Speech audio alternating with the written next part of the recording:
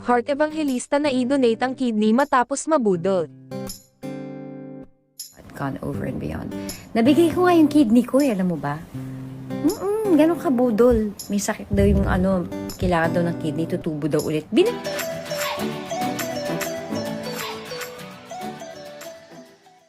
Naalarma ang fans ni Heart Evangelista matapos niyang sabihin na naibigay niya ang kanyang kidney sa sobrang pagtitiwala at kabutihan. Marami ang nuhindang at naging usap-usapan ang topic na ito sa social media nitong mga nakaraang araw kung totoo nga bang na-donate na ni Heart ang isa sa kanyang kidney. Nakakaloka naman talaga ang chika na kumalat sa social media na nag-donate raw ang kapuso star na si Heart Evangelista ng kanyang kidney. Aniya ay, oh my God, gone over and beyond.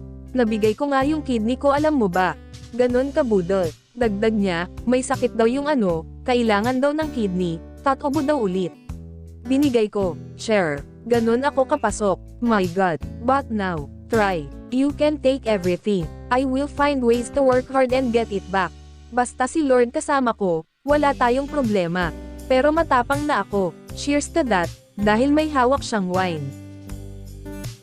Maraming netizens ang naniwala na na-donate na raw ni Heart ang isa niyang kidney base sa naging pahayag niya sa kanyang pa-question and answer session sa kanyang Instagram.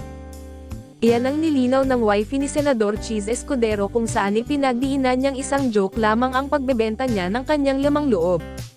Paglilinaw ni Heart, biro lamang ito at ginamit lang ang sitwasyon upang magbigay ng example kung paano siya madalas malinlang o maloko dahil sa kanyang sobrang kabaitan. Sabi ni Heart, so, the question is anong ibig kong sabihin nung sinabi kong accept those na benta niya yung kidney niya.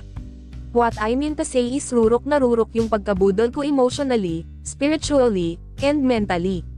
Kaya, kahit anong hingin sa akin, gagawin ko.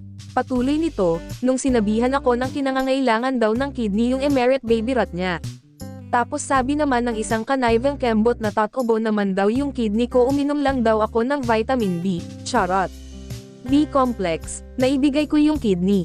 But I was just joking because ang ibig ko sabihin nun, ganon karurok yung belief, paliwanag ni Heart.